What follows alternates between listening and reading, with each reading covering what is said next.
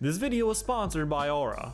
Eve is getting railed, Mark got impaled, Titan keeps winning, and the best character in the show is finally back. Invincible yet again gives us another example of Mark getting tossed a moral quandary he doesn't want to deal with. Prompted to choose between two lesser evils, Mark opts to stand firm only for the rest of the world to keep moving and to choose to go lower, leaving our hero in the dust and on his roof to marinate on whether he did the right thing.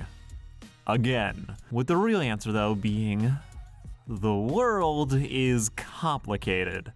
Big moves are made to preserve the peace, and even this episode's biggest winner may have screwed himself over in the long run. So let's break down the issues at the heart of this episode and how everyone handled it. Then just, my thoughts on the episode in general. Before that, I do want to talk about something that has deeply affected me this year. My family. As you know, or at least I hoped you assumed, I care deeply about keeping my loved ones safe, especially as they age. And not long ago, I found out my family member had their social security number leaked onto the dark web in the National Public Data Breach. It was shocking, scary, they didn't really tell us, and just this all highlights how vulnerable we all are, especially our older family members who may be less aware of online threats. That though, in all of the panic searching is where I discovered today's sponsor, Aura, a comprehensive identity theft protection service that monitors your personal data, including your social security number across billions of points like the dark web, and uses public court records to alert you about potential identity theft. With Aura, I set up real-time alerts for this family member, so if their information ever got compromised again,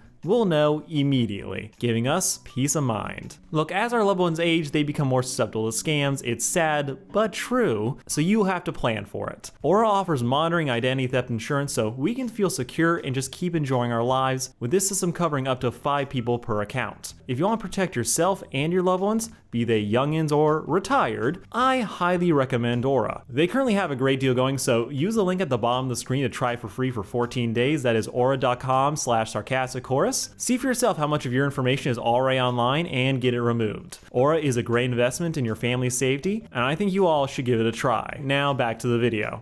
We open with Multia doing an insanely messed up thing just to end up right back where he started. Now in this story centered around big moral questions and ethical quandaries, there's a bunch of smaller ones peppered in, like why the hell was Paul not given a power dampening collar before this happened? Like, this man can overrun a prison on his own. The only thing stopping him here is just the animation budget. Why would you not use a collar before he made it rain hepatitis? Like, this prison legitimately sucks. All prisons suck in superhero universes, but this one seems particularly bad. Like an actual normal prison that they're being forced to house superhuman beings at. This place is not built for this shit, and all they really seem to have on hand is one collar for every prisoner, and then a force field to keep that one teleporter out. Though I will also say that Paul, having to use his clones to crush themselves to death to get down a door was metal as fuck, giving us another great example of how Invincible uses classic superhero powers in simple but very creative ways. With us getting to learn more about these twin walking splatter effects. They just got powers at some point when they were kids, it drove the dad insane, and the government tried to raise them to be heroes, or as Paul calls it,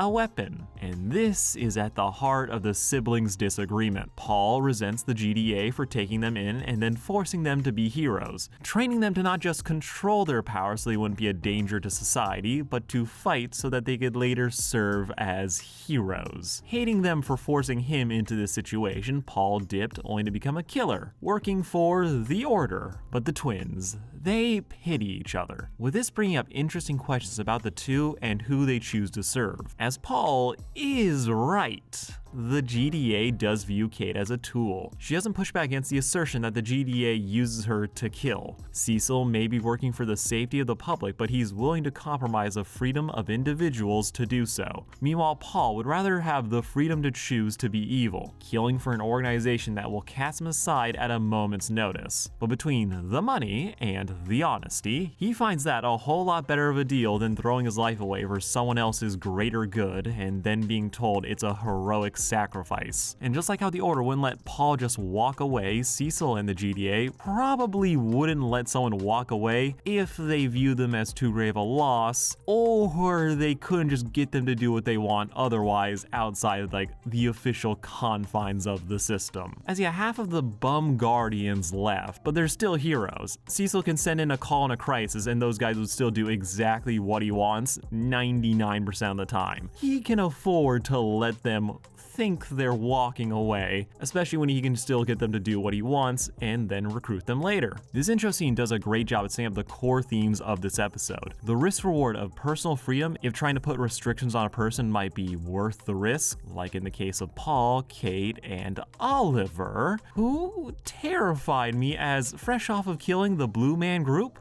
The fact that Mark was willing to trust him to not splatter these bullies, that was a big risk, but one that does seem to be paying off. Meanwhile, the GDA's restraint led to Multipulse serving the Order. However, the other big issue here is trust. The trust in other people, in organizations to do right by you, which I think this is part of the big issue that Mark struggles with when it comes to Titan. See, after his stomach got pumped by a 900-pound furry, Mark is very wary of working with Titan again. Dude dipped when Invincible was in trouble, then took over Machine Head's empire. So from Mark's perspective, all he got was played as he just helped a new kingpin come to power, which is true. However, as this season keeps wanting to demonstrate, there are shades of gray to this situation. Honestly, it's shades to pretty much every situation. Yes, Titan is a criminal, but his rule has wielded far more beneficial results for his community and the city at large. He cares about his people, which is a huge step up from Machine Head, who just wanted to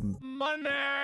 Titan knows what it's like to struggle to get by and is working to balance being a criminal with building something better for his daughter. Mark, though, can't really see the bigger picture, nor can he really bring himself to trust Titan. He remembers being used. He's reeling from the back-to-back betrayals of his dad and Cecil, rendering the young hero to try and keep himself on that straight and narrow, even though all evidence is screaming at him that this is impossible and that path just doesn't exist? This world is messy, everyone is complicated with good and bad moments. Mark's attempts to be the good guy are undercut by the fact that he uses the same response to every problem. His fists, and then jail, jail, jail. Refusing to even consider that some of the people he's fought before might be of more use to society working for it. Also the fact that Mark is trusting the prison system to actually imprison these people when it continues to fail at even that. But Mark doesn't want to hear any of this. He just wants to protect the innocent, but he can't trust those in power, so he just sticks to his job of punch obvious problem, then throw the problem in jail. Which I do think is funny, as Mark really refuses to trust Cecil, but he will trust the prison industrial complex, which I'm pretty sure works for Cecil. In any other story, I think the narrative would have praised or rewarded the hero for sticking to his guns and not working with the supposed bad guys. That doing the right thing, even when the rest of the world is trying to compromise your morals, is good. But in Invincible, instead chooses to frame Mark's behavior as inaction. That he is being stubborn in a way that is detrimental to his health, and he keeps finding personally unsatisfying. Mark refused to break Multipulse out of prison, resulting in the dragon attacking the prison, killing a lot of people, only for Titan to set up a double cross that may bite them all in the ass later. If Mark had helped Titan, lives may have been saved, as Paul, the thing that was like, he will not let this man get free, and he doesn't want to help Titan, but Paul, the killer, he got out either way. Invincible had no way of knowing this, but them's the results. He stood his ground, he refused the offer, and he still got used anyway. Mark didn't choose a lesser evil to side with, so all he could do was react to whatever was happening around him. Though to answer the question of who is the lesser evil in this equation, I mean, clearly it's Titan. That's who the story wants to portray as being the more benevolent criminal. However, even though he got what he wanted technically, the freedom to run his operation in Chicago however he wants without having to answer to like a greater figure who's going to force him into more bullshit. At the end of the day though, I do think his inability to get Mark to help him is going to lead to much worse results just for everyone. And let's look at how his position has changed. At the start, he had Mr. Liu breathing down his neck, threatening his kid. Titan wants to see this as crossing the line, even though every other supervillain is like, no, that's par for the course. In fact, if you remember, Machine Head did very much the same thing in Season 1. But Titan wants to operate with some kind of code even if the others don't. But unlike Mark, he's willing to bend it to get what he wants, hence him working with Machine Head, faking his own death using his old boss to off the dragon, and then letting Autotune take over the order in exchange for Titan finally being able to run Chicago his way, free from meddling outside forces. But really though, the question here is for how long? Titan does just want his city, but he's dealing with a man who's already double-crossed him before. Titan has effectively traded an immediate problem for a potential one later down the road. As Paul himself states, the Order doesn't abandon tools, and I'm willing to bet Machine Head, despite recognizing how dangerous Titan is, probably will try to pull some shenanigans later when his position is more solidified. If Titan ever has something that Machine wants, he will find a way, get in his business, putting Titan right back where he started. Machine Head is a petty bastard whose word is worth nothing. Like, best case scenario for this dude, the Order devolves into civil war as they refuse to accept Machine Head, and things just go crazy, but it'll be outside Chicago, so not Titan's problem. Titan picked his own lesser evil, and even though he played the game, it still might end up fucking him. This situation reflects real-world foreign policy where deciding what leader should be in charge is often less about who is the best person and who can just give someone what they want. Mr. Liu ruled with an iron fist and won Titan's submission, so Titan replaced him with someone who would let him keep Chicago even though he knows this man is terrible. Meanwhile, we have Mark, who just wanted to lock everyone up, regardless of the potential consequences. Titan showed that he had the people's support as they were willing to dress up as him to let the crime lord get away. They wanted him to keep doing what he's doing, trusting that it'll be better in the long run. The idea of what it means to be good has been brought up a lot this season, from Cecil's ruthless countermeasures to Mark's strict moral code. We watch a young superhero being forced to question the decisions they make, with all of Mark's answers and actions leaving him bummed out. And I wonder if that's the point, that Mark is being forced to learn that sometimes there are no right answers. That sometimes you can only do right by those you care for. In the past, Mark did try to work with Titan. He wanted to help the people, and he got punished for it. He trusted others, and he got punished for it. A change-up is definitely coming for how Mark operates in the world, that he might be soon willing to make more moral compromises and work with the people he distrusts if it's for the supposed greater good. Eve saying that he made the right choice in not choosing a lesser evil won't ease his doubts forever, or the consequences of him not picking a side might turn out to be worse than any of the other outcomes. This episode asks a lot of great questions, though the one that they truly fumbled was, I can look for a part-time job.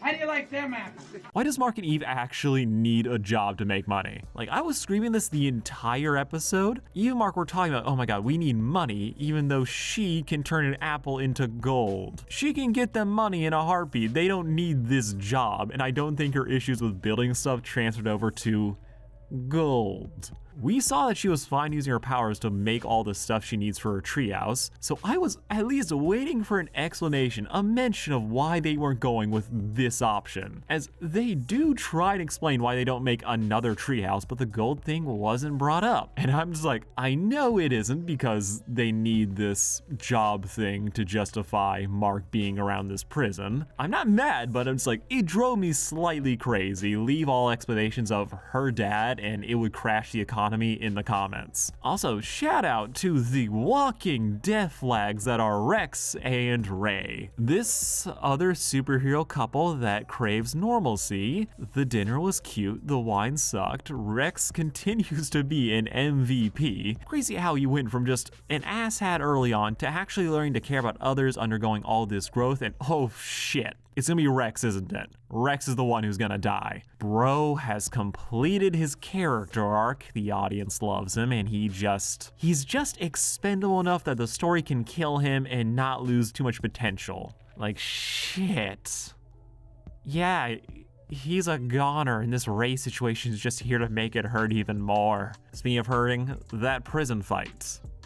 It was pretty good, It did give me a weird vibe personally where there was cool stuff in it. I liked it. Eve's powers, okay, that actually looked pretty cool. This fight kept giving me the sense that this looked better in the boards. Personally, I am content with Invincible's animation. Yes, I do wish it could pop off a little bit more, but this one fight it gave me the sense that whatever was originally planned for it was a little bit bigger, a little bit crazier. It's fine, but I was like, something's just right beneath the surface and they just didn't have the time to fully implement it. Though I do love how you can spot the exact moment Paul was able to get away. Eve catches every clone that runs at her, seals the room to catch the final one. However, while she was boxing all these crooks, Paul uses himself as a springboard, kicking that one away with us later not seeing him get captured. I don't know how he got around the giant box, but seeing as he's not in it with himself, safe to say that was a clone that got away, explain the smile we see from them later, and how he got out to leave Kate a paper cutout. Also, the sickest thought I had while watching this episode was just out loud saying,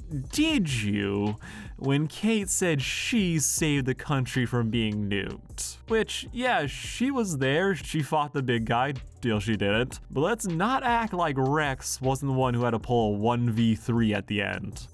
This was a good episode, asked a lot of great questions and remind me just how much I love these street level super crooks in the Invincible world. We constantly see Mark getting caught up in Viltrum and other world ending threats, but I think Invincible's writing is so strong that it really does wonders when we let these characters play off of each other, making these street level villains, their politics and personalities really shine. Even someone like Isotope, this slimy advisor to Titan, really just comes through like him constantly warning his boss on what they should or shouldn't do. Mr. Liu was just great intimidating presence, though more so from just hearing how he bought cookies from Titan's daughter than when he was the actual dragon. But Mr. Liu got brought back from the dead at the end. Titan thinks he's won, but another day brings new problems and even fewer ethics, which is just the kind of mess I've come to expect from the world of Invincible. R.I.P. Rex, Mark is gonna snap one of these days, and yes, I am starting to warm up to Mark and Eve dating.